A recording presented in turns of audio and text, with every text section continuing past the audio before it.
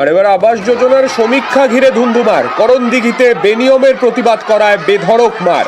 করণদিঘির 2 নম্বর গ্রাম পঞ্চায়েতে উত্তেজনা। আবাস যোজনার সমীক্ষার পর উত্তপ্ত এলাকা। সমীক্ষকদের ভুল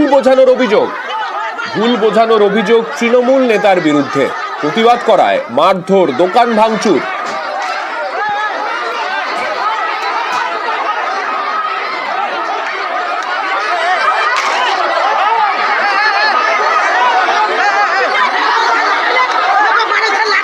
আর এরপরেই একেবারে উত্তপ্ত হয়ে ওঠে করণদিঘি এলাকা। সেই ছবি দেখতে পাচ্ছেন।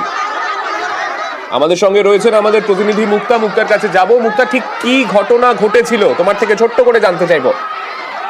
সার্বিক করণদিঘি ব্লকের 2 নম্বর গ্রাম পঞ্চায়েতের কামাত বটতলা এলাকায় আবাস যোজনার যে প্রকল্প রয়েছে, সেখানে ব্লক থেকে 2 জন আধিকারিক এবং ওই এলাকারই প্রাক্তন পঞ্চায়েত সদস্য শেখ মুজিবুর রহমান সে তাকে নিয়ে যায় এবং যেখানে রয়েছে আসমা বিবির বাড়ির নাম করে যায় এবং সেই ঘর দেখানো হয় আসমা বিবির ছেলের পাকা বাড়িতে। তো তারা তখন প্রতিবাদ করে যারা প্রকৃত গরিব তাদেরকে ঘর দেওয়া হোক এবং যেটা পাকা বাড়ি আছে সেই ঘরগুলোকে সমস্যা করা হচ্ছে কেন, এই প্রতিবাদ করেই কিন্তু গতকাল দুপুর 2টা নাগাদ ওই প্রাক্তন যে মেম্বার রয়েছে তার দলবল নিয়ে তার উপর ব্যাপক হারে আক্রমণ চালায় এবং সেখানে শেষ নয়, সন্ধ্যায় তাদের মুদিখানার দোকানে কিন্তু লুটপাট চালানো হয় এবং মারধর করা হয় এবং 6 জনকে মারধর করা হয়। তারা হাসপাতালে চিকিৎসাধীন রয়েছে।